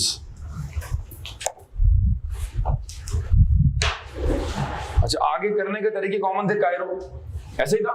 जरा 1 मिनट मुलाजा कर लें प्लीज, ये कायरो आ गया। हजरात मैंने थोड़ी देर के लिए हैंडआउट को 1 मिनट के लिए रोका हुआ है क्योंकि मैं एक अहम बात समझा रहा हूं। रिपीट करें, एविडेंस हासिल करने के 2 मेथड, टीओसी, सब्सटेंटिव। टीओसी के अंदर 2 बातें, डिजाइन और ऑपरेशन। एसपी के अंदर 2 बातें, एपी और टीओडी, एपी और टीओडी। होल्ड सर, ये ए क्या है? एपी। सर तो यहां भी एपी वहां भी एपी, हाँ ऐसा क्यों? सुन लो, AP has a dual role. एक तरफ एपी मेथड है और एक तरफ एपी प्रोसीजर। एपी का डुअल रोल है। मैं सब क्लास में टीचर हूं, बाहर निकलूंगा बन जाऊंगा प्रिंसिपल, तनाई में होऊंगा एक अलग कैजुअल मोड में आ जाऊंगा, कोई दोस्त साथ होगा तो मुझसे खतरनाक कोई नहीं होगा, बाहर घूम रहा हूँ, फुल पार्टी कर रहा हूँ। डिफरेंट रोल है मेरे। With friends I am different, with students I am different, with students whom I am friend with I am different, as a principal I am very खतरनाक, I can get very खतरनाक। ठीक है जी, अभी आपने demo देखा नहीं हमारा। जिस तरह मेरे डुअल रोल्स हैं उस तरह एपी का भी डुअल रोल है। एक तरफ एपी क्या है? रिपीट करो, एक तरफ एपी सब्सटेंटिव का एक मेथड है, दूसरी तरफ एपी कायरो भी है। AP has a dual role. Hold sir, ये टीओडी क्या है? ये टीओडी देखें, आइजा 500 में ऑडिट के जार्गन्स खुलते हैं। जब ये आज लेक्चर कंप्लीट हो जाएगा तो आप इंशाल्लाह मेंटली बड़े मैच्योर हो जाएंगे, आपको ऑडिट की सारी बेसिक आ जाएंगी। ठीक है जी। अच्छा, अब जब मैं आपसे ये कहूंगा, पूरी क्लास तवज्जो दें प्लीज, एक्टिव रहें जरा। जब मैं कंफर्मेशन कहूंगा तो आप कहेंगे टीओडी, जरा ये करना है आपने। ठीक है जी, लेट्स स्टार्ट। मैं कंफर्मेशन भेज रहा हूं, मैं क्या कर रहा हूं? मैं इंस्पेक्शन ऑफ एसिड कर रहा हूं, inspection of record, inquiry, reperformance, recalculation, ओ ऑब्जर्वेशन। इसका मतलब ये हुआ कि इस कायरो में ए के अलावा जो बचा वो किसका पार्ट है? इसका मतलब है जब मैं थर्ड पार्टी को कंफर्मेशन भेज रहा हूंगा तो मैं क्या कर रहा हूंगा? फिर दोबारा खेलते हैं। गिव योरसेल्फ सम टाइम, कोई जल्दी नहीं है, बहुत टाइम हमारे पास है। ये बेसिक्स है, ये तगड़ा हो गया, जिंदगी आसान हो गई इंशाल्लाह। आगे दोबारा खेलते हैं। ठीक है जी। मैं वर्किंग को कर रहा हूँ, रिकैलकुलेट में क्या कर रहा हूँ? मैं इन्वेंट्री काउंटिंग क्लाइंट को करते हुए देख रहा हूँ, मैं क्या कर रहा हूँ? मैं इंस्पेक्शन ऑफ एसिड कर रहा हूँ, मैं क्या कर रहा हूँ? मैं थर्ड पार्टी को भेज रहा हूँ कंफर्मेशन में, क्या कर रहा हूँ? TOD, test of details. इस कायरो में ए के अलावा जो बचा वो टीओडी है। बेटा दिमाग में जबरदस्त। एक चीज जो मैंने फॉर्म में की वो यहाँ बैठ के आप एक माहौल में पढ़ रहे हैं। डिफिकल्ट काम है, चैलेंजिंग काम है, बहरहाल इसको एक्सेप्ट किया हमने। होल्ड सर, जरा आसान करके बताएं कि टीओडी में बेसिकली हम क्या कर रहे हैं? Good question. नेक्स्ट क्वेश्चन, जब मैं कह रहा हूं टीओडी कर रहे हैं, इसका मतलब है या तो मैं पीएनएल वेरीफाई कर रहा हूं, या मैं बैलेंस शीट वेरीफाई कर रहा हूं, या मैं दोनों के नोट्स टू द आपने F7 में पढ़ा होगा what are notes to the accounts. जब मैं टीओडी कर रहा हूं, क्या कर रहा हूं? जब मैं क्या कर रहा हूं? इसका मतलब है मैं क्या वेरीफाई कर रहा हूं? या तीनों के तीनों कर क्या रहा हूं मैं? आपका रिस्पॉन्स टाइम बहुत स्लो हो रहा है इस वक्त। मैं बहुत आसान करके पढ़ा रहा हूं, आपको पता नहीं चल रहा कि आप इतना टेक्निकल कॉन्सेप्ट पढ़ रहे हैं इस वक्त। आइजा 500 पढ़ाना F8 का सबसे चैलेंजिंग काम है। ये ऑडिट की रीढ़ की हड्डी है और आपको पता नहीं चला कि हमने आपकी हड्डी पे कब सर मार दिया आपको, मतलब सिखा दिया, मतलब है ठीक। एपी और ये दोनों क्या है? ये सब्सटेंटिव के सब मेथड्स हैं। AP is a dual role. एक तरफ एपी क्या है? मेथड है, दूसरी तरफ एपी क्या है? प्रोसीजर है। ठीक है, ये बात समझ आ गई। मैं कह रहा हूं टीओडी, जब मैं कहूं तो टीओडी में इनफॉर्म मतलब क्या है? What is the informal meaning of TOD? मैं क्या वेरीफाई कर रहा हूं? या तीनों के तीनों। ठीक है जी। सर क्या इन दोनों का कोई एक वर्ड बता दें मुझे जिसको हम प्यार से पुकारे हैं? साजिद कहें, सज्जू कहें, मुन्ना कहें, टीपू कहें, मुख्तलिफ नाम है हमारे। अम्मा प्यार से सज्जू कह रही हैं, कोई और कुछ और कह रहा है, मोहल्ले में कोई और कुछ कह रहा है, आप लोग एसके कह रहे हैं। ठीक है जी। बहरहाल इन दोनों का भी निक नेम है। क्या नाम है? इन दोनों का भी ये निक नेम है, मुश्किल निक नेम है। The nickname of both of these is called, repeat करें, testing at the assertion level। मुश्किल वर्ड, दोबारा, testing at the assertion level। इसमें कड़वा वर्ड कौन सा है? सर वो सब तो ठीक है, ये बताएं ये असर्शन का मतलब क्या है? यकीन करें, कसम ले लें आप, असर्शन का मतलब फिर तीन बातें हैं। या तो पीनल वेरीफाई कर रहे हो, या बैलेंस शीट वेरीफाई कर रहे हो, या नोट्स वेरीफाई कर रहे हो। समझ आ रही बात भाई? जब ये इसका निक नेम है तो फिर इसका मतलब यही होगा ना यार, साजिद, सज्जू, मुन्ना, तीनों एक ही कैरेक्टर है। तीनों कौन है? साजिद। इसका मतलब है मैं ये अलग अलग करके कहूं, मैं कहूं मैं टीओटी कर रहा हूं, मैं कहूं ये दोनों testing at the assertion level कर रहा हूं, या मैं फिर क्या कह रहा हूं कि मैं क्या वेरीफाई कर रहा हूं?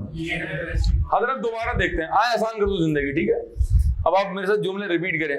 Testing at the assertion level, इसका मतलब है या तो मैं पीएनएल वेरीफाई कर रहा हूं, या बैलेंस शीट, या notes to the account. Testing at the assertion level का मतलब है या तो मैं एपी कर रहा हूं या टीओडी कर रहा हूं। जब मैं टीओडी कर रहा हूं इसका मतलब है मैं ये तीन वेरीफाई कर रहा हूं, जिनका शॉर्टकट वर्ड है testing at the assertion level. Assertion का मतलब है मैं तीन चीजें वेरीफाई कर रहा हूं, पीएनएल, बैलेंस शीट, पीएनएल। हजरात मैं आपको 5 मिनट दे रहा हूं, इसको जरा नोट करें, विल मूव फॉरवर्ड। इसको इसी तरह नोट करेंगे, इसमें कोई कंफ्यूजन नहीं होनी चाहिए। फिर बताऊंगा कि एग्जामिनर आइजा 500 पर या सब्सटेंटिव पर जब सवाल बनाएगा तो वो इन जुमलों को, इन नामों को इस्तेमाल कैसे कर सकता है, इसको नोट करें एंड विल मूव फॉरवर्ड। जी हाँ, लेट्स मूव फॉरवर्ड। ये बात नोट कर ली हमने। सर एग्जाम में सवाल कैसे आएगा? देखें, the entire lecture of ISA 500 and the entire lecture of audit, complete audit is entirely exam focus. मेरी सारा एफर्ट किस चीज के ऊपर है कि आपने पेपर कैसे पास करना है। तो कि जो मैं लेक्चर आपको दे रहा हूँ आइजा 500 का, ये भी एग्जाम फोकस्ड है, और जो आने वाले टॉपिक्स हैं वो भी इंटायरली एग्जाम फोकस्ड है। अब मैं एक जुमला कहता हूँ, रिपीट करें। What substantive analytical procedure will you perform to verify cash and bank? What substantive test of details will you perform to verify trade payables? Sir ऐसा लग रहा है कि जवाब में तो कायरो ही लिखेंगे, ऐसा लग रहा है कि जवाब में तो कायरो ही लिखेंगे, लेकिन अगर मैं फ्यूचर की बात कर रहा हूं, अगर एग्जामिनर ने मुझसे सिर्फ ये पूछा तो मैं सिर्फ ये बताऊंगा, और अगर एग्जामिनर ने मुझसे क्या पूछा तो मैं सब कुछ बताऊंगा सिवाय एक है। पिक करेगा? रिपीट। एग्जामिनर कह रहा है what analytical procedure will you perform to verify fixed assets. ये हम आगे कवर करेंगे, 2 घंटे का टॉपिक है।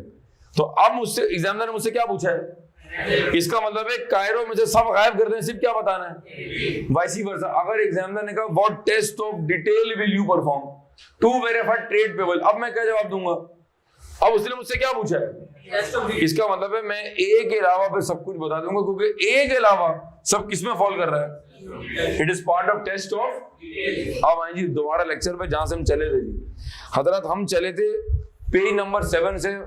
भाई ने सब्सटेंटिव स्टार्ट किया, मैंने वहीं रोक दिया, ये कहानी की, और मैं दोबारा कहां गया, जहां से हम चले थे। सर दोबारा पढ़ लेंगे सब्सटेंटिव की definition, these test ji.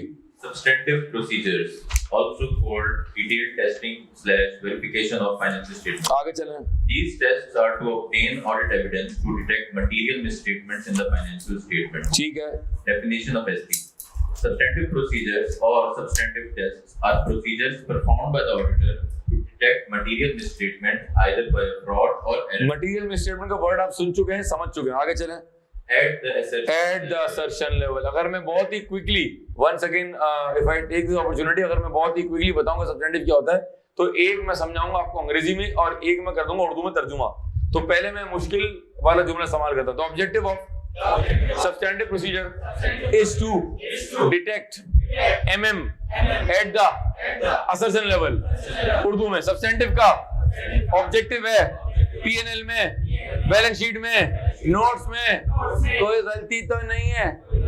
The objective of substantive is to detect MM at the assertion level. P&L में, बैलेंस शीट में, नोट्स में कहीं गलती तो नहीं है। दोनों क्या चीज है? एक ही चीज है। एक मैंने आपको उर्दू तर्जुमा दिया और एक मैंने आपको दिया अंग्रेजी तर्जुमा। हमने क्या कवर किया, क्या वर्ड कवर किया? सब्सटेंटिव। आगे चलें sir. Assertion level, P&L, balance sheet and T&D. बता दिया, समझा दिया, लिखवा दिया, मुसलमान बना दिया। आगे चलो शाबाश। They are generally of 2 types. पहला Substantive analytical procedures. Next heading पे आ जाओ।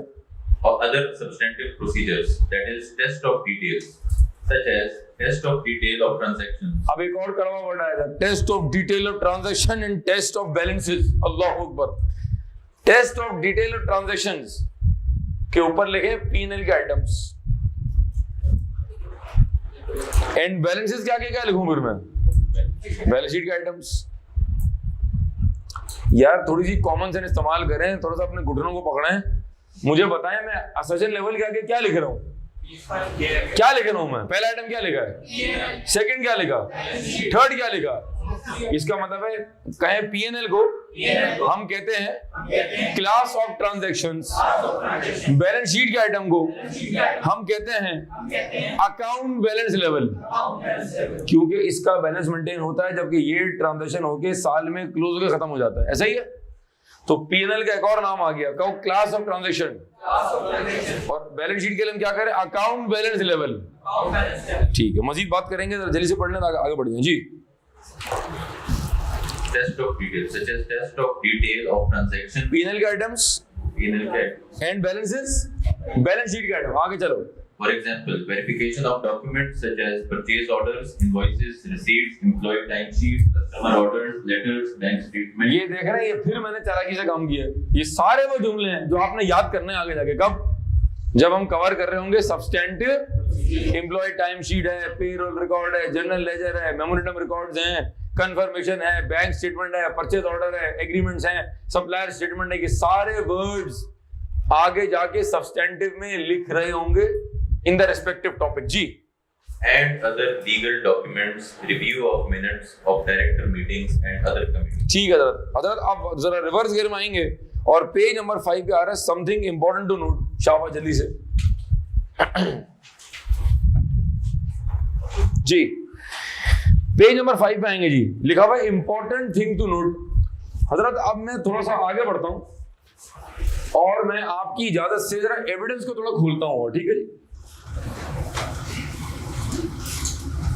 मैं कह रहा हूं ये बिरयानी की प्लेट है। अब जो बगैर नाश्ते के वो मेरे हाथ ही खा जाएंगे वो। ये बिरयानी की प्लेट है, ए मेमनो, ये बिरयानी की। अब मैं इसमें 2 जुमले और लगाता हूं। मसाला तेज है, व्हाइट बोटी है, बिल्कुल फ्रेश है, बहुत सारी है, और मैं अकेला हूं। ये इंसान की ख्वाहिश है क्या? बिरयानी हो, बहुत सारी हो, और मैं अकेला हूं, कोई डिस्टर्ब ना करेगा, भाई मुझे भी देना, मैंने चमाट दे देना उसको। और अगर वक्त इफ्तार का हो तो मैं सबका खून कर दूंगा, क्योंकि ये बिरयानी मैं ही खाऊंगा, क्योंकि ये आखिरी रोजा है आज।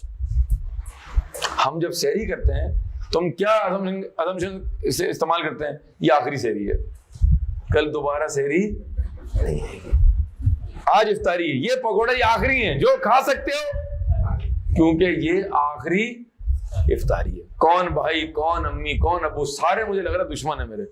जो उसकी प्लेट का पकौड़ा अल्लाह पाक ये भी मेरी प्लेट में गैर से दे दे, क्योंकि ये आखिरी इफ्तारी। ठीक है, भारत कहें एविडेंस, खाली एविडेंस नहीं, sufficient and appropriate.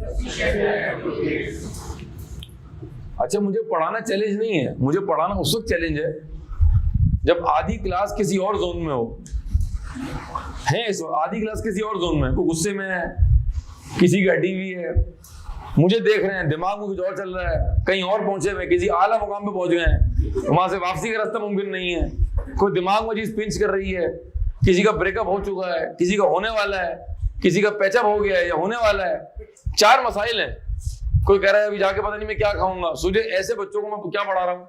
Evidence is sufficient and appropriate. अब चेहरे पर आ रहा है what the hell is this. ठीक है, मैं भी क्या करूं, मैं भी मजबूर हूं, मुझे तो पढ़ाना है ना भाई। रिपीट कर, एविडेंस, खाली एविडेंस नहीं, evidence should be sufficient and appropriate, sufficient and appropriate. अब आपकी इजाजत से अगर मैं इसका शॉर्टकट बता दूं आपको, तो इसका शॉर्टकट है सही। कहो सही, सही, सही, कहो सही, सही, सब सही, सफिशिएंट, अप्रोप्रिएट, ऑडिट, एविडेंस। हाथ खोलें आप, निकाह में नहीं, हाथ खोलें, बिल्कुल रिलैक्स रहें आप, मैं कुछ नहीं मार रहा आपको। सफिशिएंट, अच्छा साइंस की रिसर्च है, अगर आप यूं बैठ के पढ़ेंगे ना दिमाग कुछ और चलेगा, और ऐसे आप खोल लेंगे ना, आप यूं करके बैठेंगे आप, ठीक है मुनासिब है ये। इनको हाथ लगाने को किसी ने बोला आपको? ठीक है, एक आप यूं पढ़ रहे हैं लॉजिक कुछ और समझ आएगी, एक आप जरा आपने हाथ खोलेंगे, पाम्स खोलेंगे, you will feel more energetic. ठीक है, साइंस की रिसर्च है, साइंस है, साइंस की तरफ से। ठीक है, सफिशिएंट, अप्रोप्रिएट, ऑडिट, एविडेंस। खाली एविडेंस नहीं, मुझे तो वो एविडेंस चाहिए जो सफिशिएंट भी हो, ने मजे का भी हो, अप्रोप्रिएट भी हो, सही। अब मैं आपकी इजाजत से यहां लिखता हूं सही। ठीक है, मैं पूरा नहीं लिख रहा हूं। सफिशिएंट बोले तो, अब रिपीट करें, सफिशिएंट बोले तो क्वांटिटी, अप्रोप्रिएटनेस बोले तो क्वालिटी। क्वालिटी में 2 बातें, रेलेवेंस और रिलायबिलिटी। ठीक है सर, ये डायग्राम तो फैलता जा रहा है सर, ये डायग्राम कुछ ज्यादा फ्री नहीं हो गया? हाँ हो रहा है थोड़ा सा, अभी इसको मैं टाइट करता हूँ जरा। ठीक है, ए डायग्राम, गंदे बच्चे, ये सिर्फ मेरे लिए था। डायग्राम फ्री होगा, फैलता जा रहा है यार, अल्लाह माफ करे। हजरत दोबारा खेलते हैं, क्या एविडेंस? मुझे एविडेंस चाहिए, मुझे ओपिनियन देना है, मुझे ट्रू एंड फेयर व्यू देना है। तो उसके लिए मुझे प्रोसीजर करना पड़ेंगे, ताकि मुझे जो मिले वो एविडेंस हो। मसला ये है, खाली एविडेंस नहीं, वो एविडेंस जो सफिशिएंट भी हो, अप्रोप्रिएट भी हो। सफिशिएंट का मतलब क्वांटिटी ऑफ एविडेंस, अप्रोप्रिएटनेस का मतलब क्वालिटी ऑफ एविडेंस। क्वालिटी के अंदर 2 कॉन्सेप्ट हैं, रेलेवेंस, रिलायबिलिटी। रेलेवेंस, रिलायबिलिटी, और रिलायबिलिटी के अंदर सिर्फ 5 बातें हैं, 1, 2, 3, 4 और 5। इसका मतलब अगर मैं याद करने की बातें बताऊं, अगर मैं याद करने का तरीका कर सिखाऊं, कहो 5, 1 6, 7 8, और एक कॉन्सेप्ट है 9। दोबारा कहना है, इसमें कितनी बातें हैं? 5, 5 और 1 ये खुद कितना हो गया? 6, 1 ये हो गया 7, 8, 9 और 1 मेन हेडिंग है। तो याद करने की कितनी बातें हो गई? कहो सही, sufficient, appropriate, audit, evidence. Hold करें जरा, कॉपी कर लें।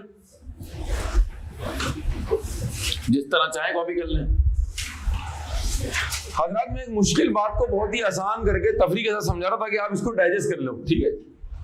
मैं कह रहा हूं जो मुझे एविडेंस चाहिए वो सफिशिएंट भी हो और अप्रोप्रिएट भी हो, ठीक है। बात करते हैं जरा, कहें सफिशिएंसी। सफिशिएंट बोले तो क्वांटिटी, क्वांटिटी बोले तो सैंपल साइज। मैं 100 ट्रांजैक्शंस में से क्या 50 वेरीफाई करूं, क्या मैं 60 वेरीफाई करूं, क्या मैं 30 वेरीफाई करूं, क्या मैं 20 वेरीफाई करूं, क्या मेरा सैंपल साइज ज्यादा होगा या मेरा सैंपल साइज कम होगा? ये क्या कहलाता है? ये क्या कहला रहा है? ये मैं क्या समझा रहा हूं? सफिशिएंसी बोले तो क्वांटिटी। रिपीट करें प्लीज, रिपीट करना पड़ेगा। Quantity of odd evidence. Quantity का मतलब है सैंपल साइज। कितना वेरीफाई करूं, कितना वेरीफाई करूं?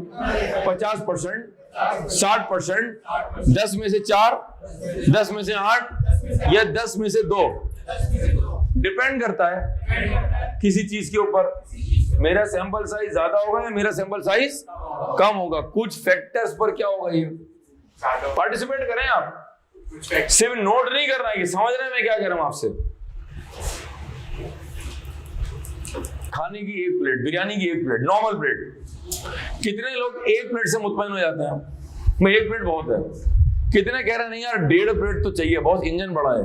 कितने कह रहे हैं जब तक 2 ना हो ना मेरे को चैन नहीं आता, मेरी आंखों में खून उतरा होता है। कितने 2 है जी? कितने कह रहे भाई पूरी दे के खा लूंगा मैं तो। ये इंसान के बच्चे नहीं है हजरत, ये शक्लें देख लें, ये इंसान के बच्चे नहीं है। इनका बस चले देख में बैठ के खाएं, अल्लाह माफ करेगी। भाई नॉर्मल इंसान के लिए 1.5-2 प्लेट बहुत होती है बिरयानी की, ठीक है। डिपेंड करते हैं बिरयानी किसके हाथ की बनी हुई है, उसकी बात मैं यहाँ करता हूँ। अभी मैं क्या बात कर रहा हूँ? बिरयानी कितनी है। अभी मैं क्या बात कर रहा हूँ? ये कह रहा है 1.5 प्लेट, ये कह रहा है सर आप मेरा साइज देखें आप। 2 पे तो मेरा इंजन स्टार्ट होता है। 3 प्लेट, ये एक चुके स्मार्ट बॉय है सर, आधी प्लेट, बाकी salad, you know, diet conscious. ये भी मुझे मुनासिब लग रहा है। 1.5 प्लेट, ये दुबला पतला लग रहा है, ये जो है ना वो लग रहा है ये खाता पूरा होगा। ये 2 प्लेट पकड़ने इसकी आप, वो लग रहा है 3 प्लेट, वो लग रहा है आधी प्लेट। हाथ देखो बेचारे का क्या हुआ, अल्लाह माफ कर। भाई खुराक तो पूरी लिया कर तू यार। क्या परसेंट टू परसेंट वेरी कर रहा है? रिपीट करें, the quantity of evidence, sample size very करेगा कुछ फैक्टर्स के ऊपर, वेरी करेगा फ्रॉम क्लाइंट टू क्लाइंट। किसी क्लाइंट पर सैंपल साइज ज्यादा होगा, किसी क्लाइंट पर सैंपल साइज कम होगा। इस बात का ताल्लुक कुछ फैक्टर्स पर होगा जो भी देखते हैं हम, ठीक है। सफिशिएंट बोले तो हजरात, अप्रोप्रिएट बोले तो क्वालिटी में 2 बातें हैं। अभी आप मुझे फॉलो नहीं कर रहे हैं, अभी आप आगे भी जगह झूल रहे हैं, कोई नींद में है, कोई कुछ कर रहा है। क्वालिटी में कितनी बातें? और अगर मेरी क्लास में किसी ने यूं कर दिया ना नींद का, अगर ये निशाना मेरा बड़ा जालिम है, इस सीधा आएगा यूं मुंह के अंदर सीधा। अब अंदर जाए, कहाँ जाए, क्या लगे, मैं जिम्मेदार नहीं हूं। मेरी क्लास में अगर आप सोचे मैं कैसा लगूंगा पढ़ाते हुए, हजरात आज हम पढ़ने, कैसा लगेगा आपको? आपकी हट के हाथ में आ जाएगी। तो अगर आप में से किसी ने किया तो मार्कर भी है मेरे पास, कंकर भी हैं, ये बेल भी है, ये और काफी सारा सामान है फेंकने के लिए इसके अंदर, ठीक है। तो फिर ना बोलना का सर आपने मारा हमें, ठीक है, ये बता दूं मैं आपको जी। कहीं अप्रोप्रिएटनेस बोले तो क्वालिटी, जहां देखे ना, मुझे क्यों देखे, यहाँ देखे, इशारा भी दे रहा हूं, फिर भी यहाँ देख रहे, अल्लाह पाक इतना हसीन को बनाया मैं। क्वालिटी में 2 बातें, रेलेवेंस, रिलायबिलिटी में 5 बातें, 1 2 3 4 और 5। अब जरा मेरी बात समझे, मैं कह रहा हूं रिलायबिलिटी की कितनी बातें? 5। There all attributes. बिरयानी घर की हो तो क्या बात है,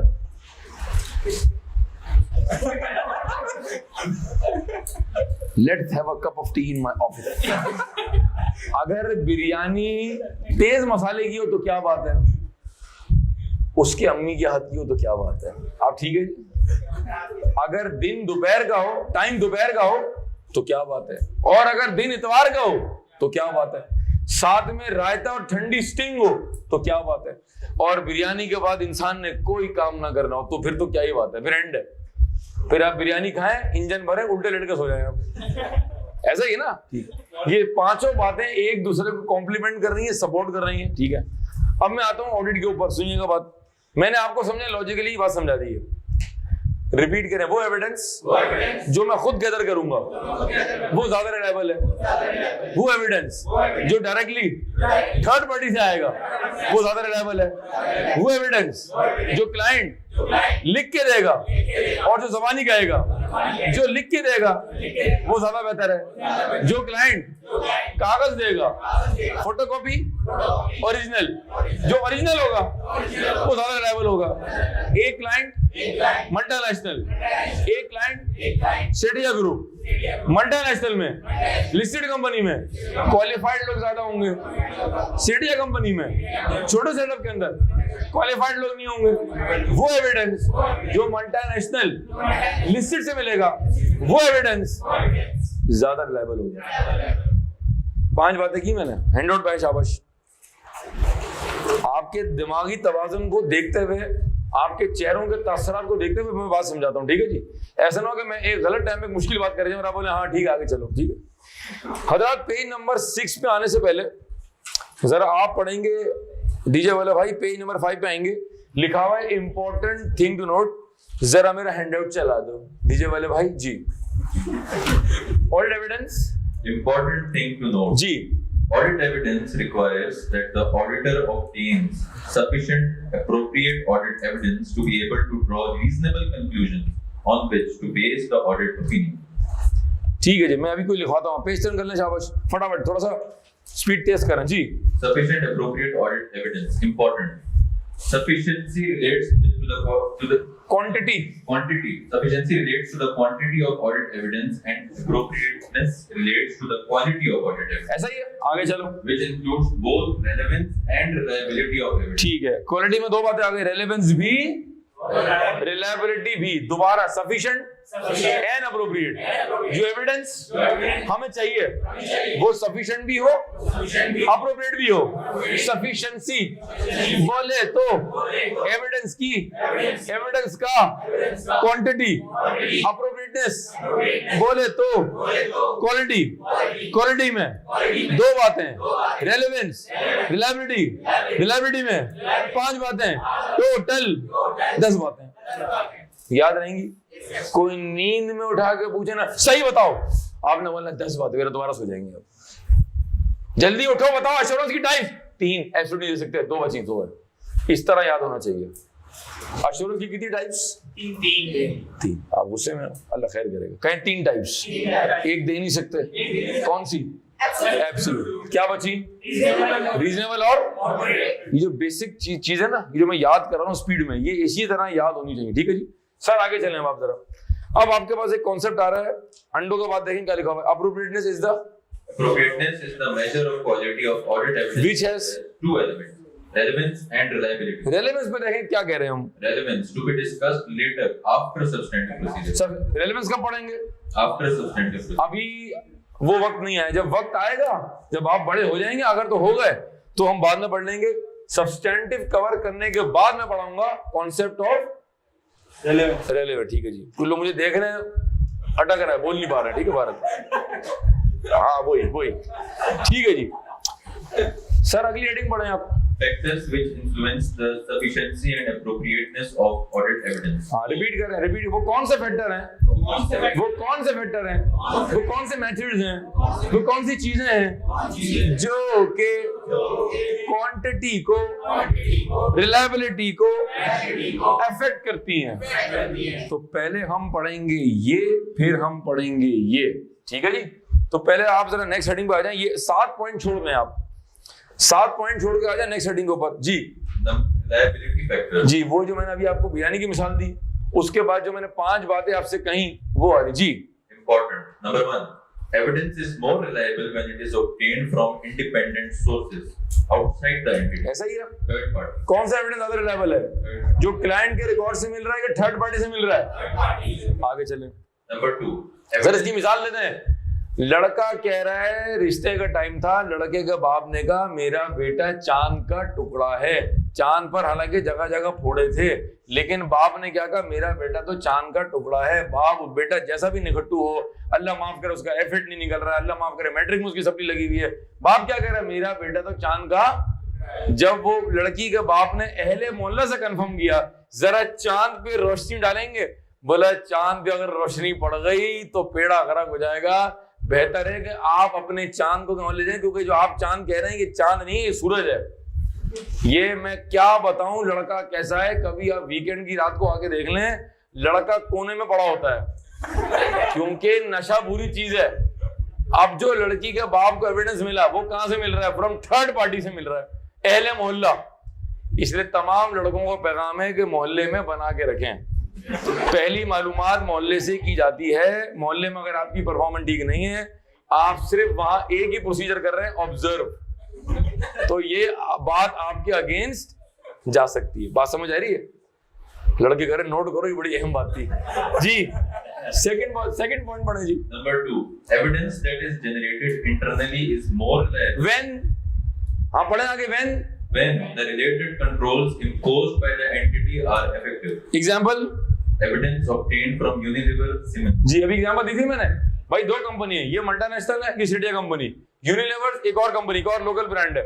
यहाँ क्वालिफाइड लोग हैं या क्वालिफाइड लोग नहीं, यहाँ एसओपीज हैं या एसओपी नहीं है, यहाँ कंट्रोल्स हैं या कंट्रोल नहीं है। तुम और मैं जब ऑडिट कर रहे होंगे तो रिलायबल एविडेंस कहां से मिलेगा, यहाँ से मिलेगा, यहाँ से मिलेगा, यहाँ से मिलेगा। क्यों क्यों क्यों बोलो सर? क्योंकि जब वहां क्वालिफाइड लोग होंगे, जब एसओपी होगा, जब सिस्टम होगा, तो यहाँ क्वालिफाइड लोगों के हाथों से चीजें बन रही होंगी, तो जो अकाउंट्स यहाँ बन रहे होंगे उन पर कंट्रोल्स मौजूद होंगे। लिहाजा हमारे एज ऑडिटर यहां से मिलने वाला एविडेंस क्या होगा?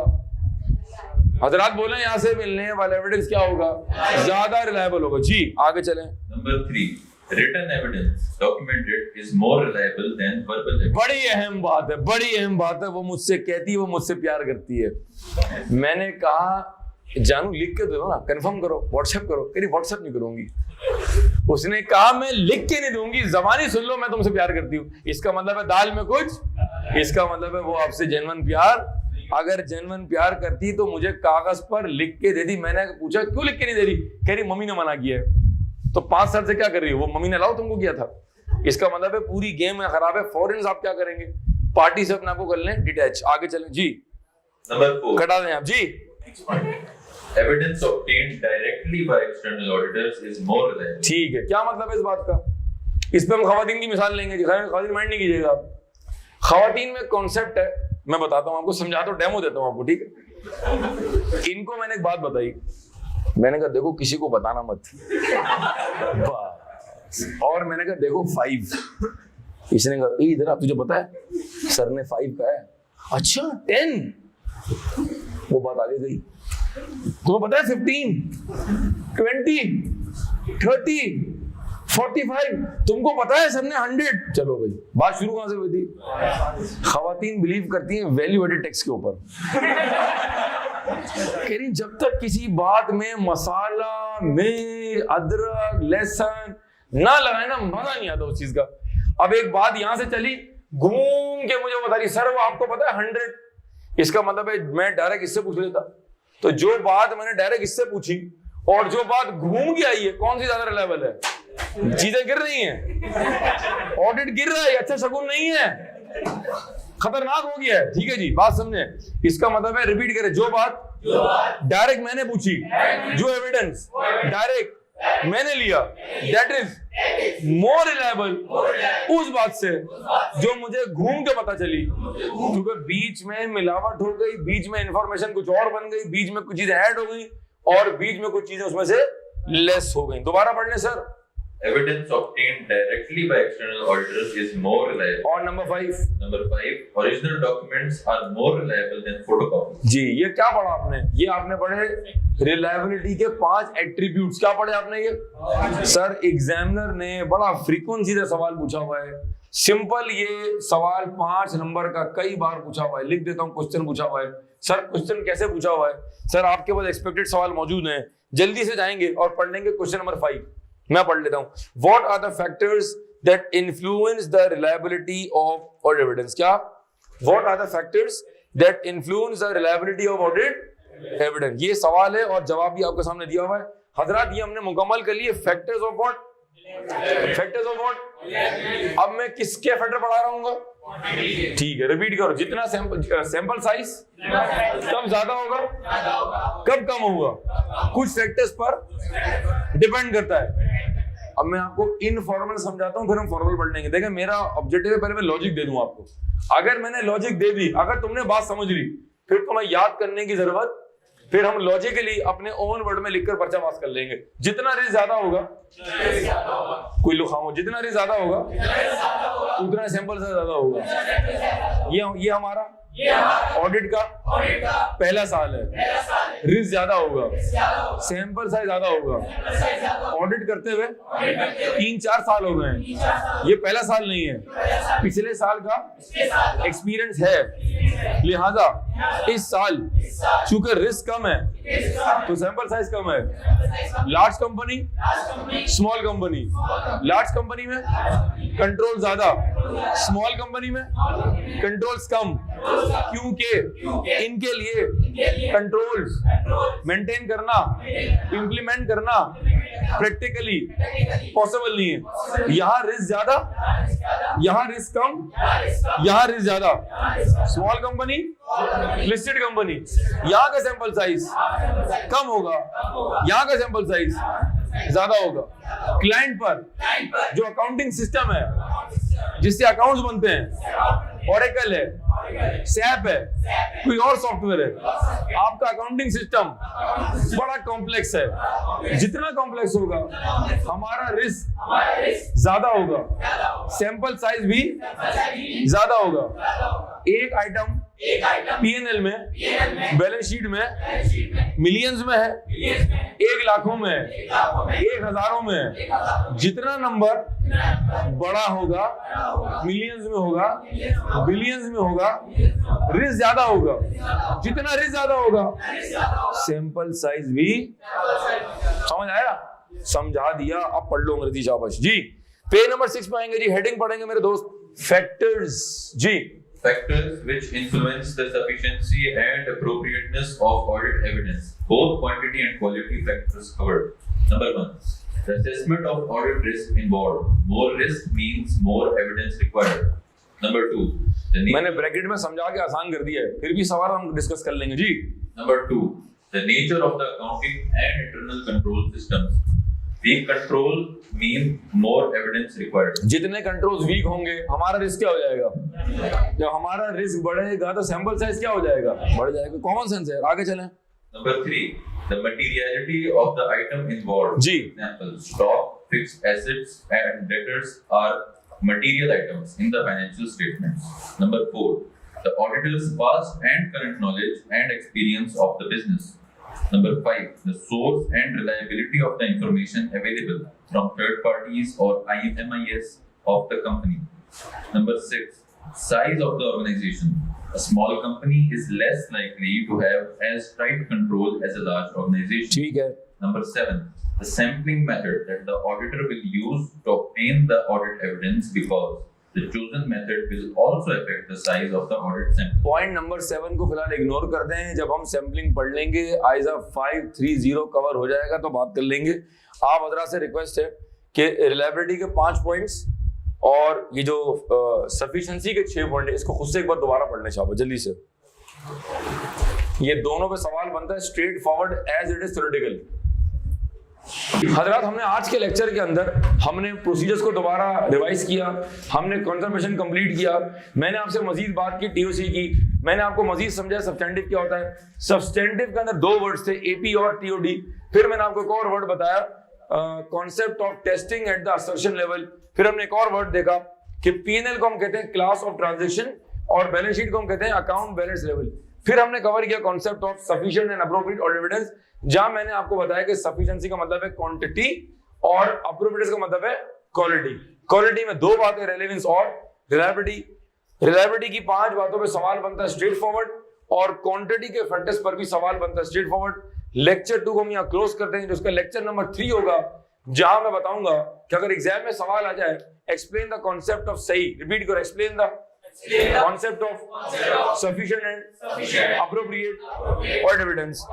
तो मैं उसकी ड्राफ्टिंग कैसे करूंगा, मैं कितने मार्क्स पर कितना लिखूंगा, प्लस मैं बताऊंगा आपको कि ये जो क्वांटिटी और जो वो है अप्रोप्रिएटनेस है, इसका इक्विलिब्रियम कैसे मेंटेन होगा। इन अगर मिसाल दूं मैं, ये नेक्स्ट क्लास में डिस्कस करूंगा मैं। अगर ये झूला है सी100, अगर ये झूला बना दूं मैं, तो मैं चाहता हूं कि अगर मैं एक तरफ रख दूं क्वांटिटी और अगर मैं एक तरफ रख दूं क्वालिटी, तो वो कौन सा लेवल है, वो कौन सा स्टेज है जहां ये झूला लेवल हो जाए, जिसको हम कहते हैं स्टेट ऑफ इक्विलिब्रियम।